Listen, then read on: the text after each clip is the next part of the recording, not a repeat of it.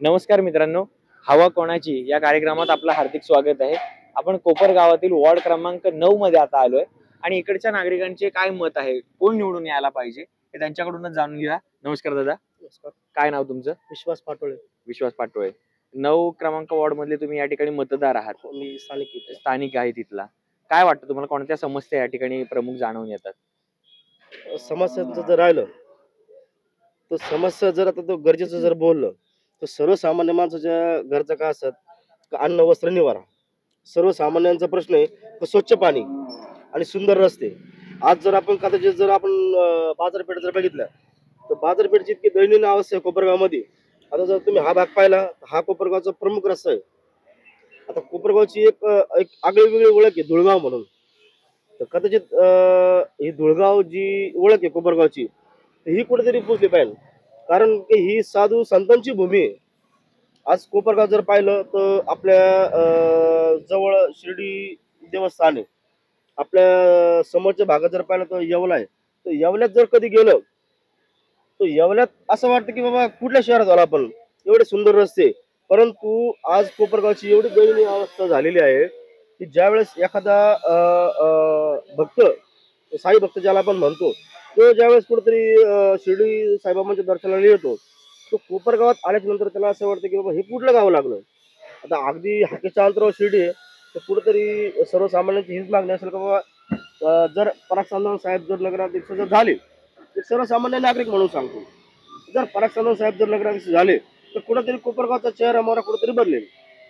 बरं, निश्चितच आम्हाला खात्री आहे आणि सर्वसामान्यांची हीच मागणी असते की बाबा स्वच्छ पाणी, सुंदर रस्ते, जेणेकरून आपले बाजारपेठ असेल कोपरगावची ती कुठेतरी त्याची देवाणघेवाण व्हावा, हीच बाकी अपेक्षा, बाकी काय नाही। वॉर्ड क्रमांक 9 मधून काय वाटतं, कोण निवडून यायला हवं? वार्ड क्रमांक 9 मधून जर बघितलं, नगरसेवक बोलतात का तुम्ही, नगरसेवक जर म्हणून बघितलं तर निश्चितच संदीप भाऊदेवकर असतील, आपले त्यांचे पार्टीचे उमेदवार जितू भाऊ रणशूर म्हणून।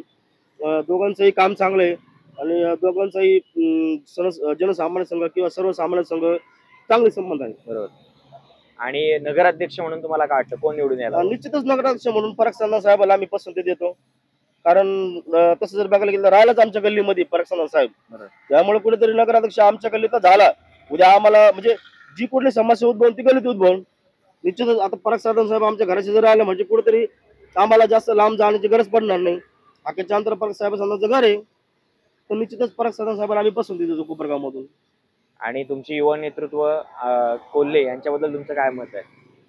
आता भैयांविषयी काय बोलायचं, ज्या माणसाने भारतातली सगळ्यात मोठी CNG फॅक्टरी आपल्या कोपरगाव शहरात, त्या छोट्याशा शहरामध्ये आणली, आणि आणण्याचा हेतू हा होता की कुठेतरी आता असं बऱ्याच दिवसापासून बोललं जातं की बाबा MIDC, आता ती MIDC कधी येईल माहित नाही, पण जो CNG कारखाना आपल्या कोपरगावमध्ये स्थापित होणार आहे तर निश्चितच कोपरगावचे जे कोणी बेरोजगार युवा आहे याचा फायदा त्यांना 100% होणार। आणि भैयांचा हेतूच तो होता की माझ्या कोपरगाव शहरात, माझ्या मतदारसंघामध्ये असं एकही बेरोजगार राहता कामा नये। तिथून ज्यावेळेस CNG कारखाना चालू आहे, निश्चितच आम्हाला आमच्या सरकारला अपेक्षा हीच आहे तर निश्चितच तिथे सगळ्यांच्या हाताला काम मिळेल। आणि भैयांचा आम्ही अभिनंदन करतो का भैयांनी सर्वसामान्यांचा विचार केला आणि भविष्यात आमदार म्हणून कुठेतरी आमची इच्छा राहील का भैया साहेबांनी आमदार व्हावं। धन्यवाद। तुमचं? माझं सलीम पठाण। सलीम पठाण, तुम्ही इकडचेच रहिवासी आहात? हो। काय वाटतं, येणाऱ्या आगामी निवडणुकांमध्ये जर आपल्या विभागाचा विकास करायचा असेल तर कोण निवडून आलं पाहिजे? विकास जर करायचा असेल तर आपल्याला भारतीय जनता पार्टीचे पराग चांदोर साहेब हेच पाहिजे। विकास जर करायचा असेल, धुळगाव मुक्त करायचा असेल, खड्डे मुक्त करायचे असेल, गटरी स्वच्छता पाहिजे असेल, पाणी स्वच्छ पाणी प्यायला जनतेला पाहिजे असेल तर त्यासाठी पराग चांदोर साहेब पाहिजे, कारण त्यांच्याजवळ व्हिजन आहे आणि कामाचा मनुष्य आहे। मागच्या नगरपालिकेला काही थोड्या मताने ते अवघी पडले होते, तरी त्यांनी कोणते राग मनात नसून जनतेमध्ये एकदम आनंदाने आणि 9 वर्षापासून ते काम करत आहे आणि जनतेचे काम ते मनापासून करतात। त्याबद्दल काही पराग चांदोर साहेब वगैरे काही विशेष नाही। आणि जनतांनी यावेळेस कोपरगावच्या नगरपालिकेचे नगराध्यक्ष पदासाठी कोपरगाव शहराची जनताने हा इलेक्शन संधान साहेबाचं हातात घेतलेलं आहे. म्हणून पूर्ण जनता पराग संधान साहेबाबरोबर आहे. विवेक भैया कोले यांचं नेतृत्व मान्य आहे. विवेक भैया कोले हा कुणी जरी कोपरगाव तालुक्यात कुणी जरी किंग असला तर किंग मेकर विवेक भैया कोलेच आहे. आमदार नसताना सुद्धा काम करतात. आमदार म्हटलं जातं की आमदारांनी 4,000 कोटीचा निधी आणला या विभागाचा विकास नाही करण्यासाठी. नाही, फक्त डिजिटल आणि बोर्डावर काही निधी वगैरे काही आणलेला नाहीये. निधी आणला बी तो डिजिटल बोर्डावर आहे. ठेकेदार त्यांचे ठेकेदार सगळे त्याच्यातच निधी वाटप झालेला आहे. जनतेत विकास कामासाठी 4,000 दाखवा ना. 4,000 कोटी कशाला म्हणतात? 4,000 कोटी म्हणजे शून्य किती लावणार तुम्ही? जनता तर वेळेत काढायचं काम आहे. 4,000 कोटीची शून्य किती आहे? जनता एवढी शून्य झालेली. जनता काही येडी नाही. 4,000 कोटी मध्ये नगर जिल्हा सुधरू आम्ही. 4,000 कोटीचा आकडा काय थोडा आहे का? आणि तुम्ही बघा ना, जर याच रोडला जर बघितलं तुम्ही तर बघा रस्त्याची परिस्थिती बघा, खड्डे बघा.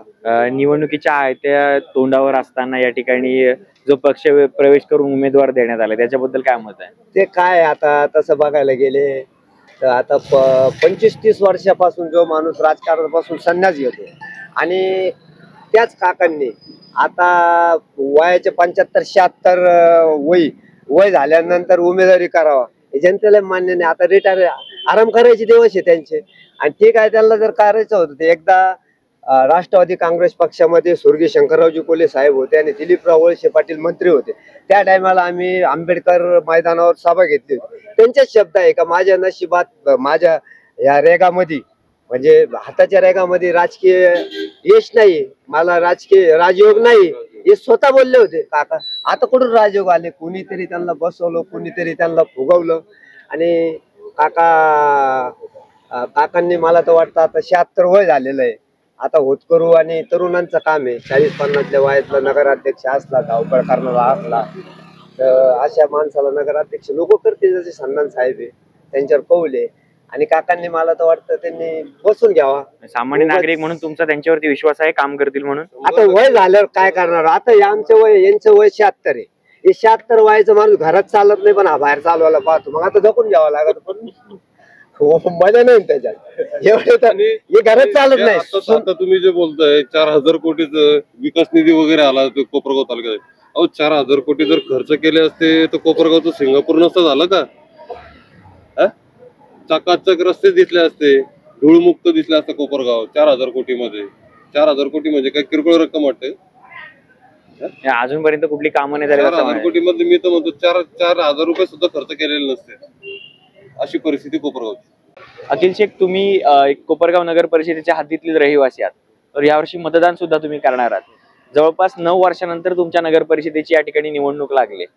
काय वाटतं की कोणता उमेदवार आहे जो खऱ्या अर्थाने पुन्हा नव्याने या ठिकाणी विकास करू शकतो? खऱ्या अर्थाने तर संधान साहेब हेच विकास करू शकतो. संधान साहेबांच्या माध्यमातून विकास होऊ शकतो असं का म्हणताय तुम्ही की तेच करू शकतात म्हणून? कारण की त्यांच्या पाठीमागे विजन आहे आणि ते जनतेमध्ये घुसून काम करतात. आणि आदरणीय विवेक भैया कोल्हे साहेब यांचा पाठबळ त्यांना युवा चेहरा आमच्या कोपरगाव शहरामध्ये विवेक भैया कोल्हे यांच्या माध्यमातून लाभलेला आहे. त्याच्यामुळे संधान साहेब हे निवडून येते. कोणत्या प्रकारची कामं केली आतापर्यंत त्यांनी? कारण की आतापर्यंत म्हणजे ज्यावेळेस सत्तेत होते आदरणीय ताई त्यावेळेस भरपूर कामे झालेली आहेत आणि विकास काम आता सत्तेत नसताना थोडं थांबलेलं आहे. तर मागच्या वेळेस आमच्याकडून जी चूक झाली का बुवा अपक्ष नगराध्यक्ष निवडून दिलेले तर आता यंदा ती चूक होणार नाही. संधान साहेब हे निवडून येतील असं तुम्हाला वाटतंय? आणि मग तुमच्या प्रभागातून कोण उमेदवार आहेत त्या ठिकाणी? आमच्या प्रभागातून एक निलोफर पठाण आहे, स्वप्नील मंजू आहे. हे 2 उमेदवार आहेत आणि यांच्यामध्ये तुम्हाला कोण वाटतं की दोघेही कामं करू शकतात की कसं काय? हो, करू शकतात. दोन्ही करू शकतात कारण की युवा चेहरे आहे आणि नवीन चेहरे आहे, करू शकतात. त्यांना कामाचा एक्सपिरियन्स आहे का पण तेवढा? हो, सामाजिक कार्य करतात? सामाजिक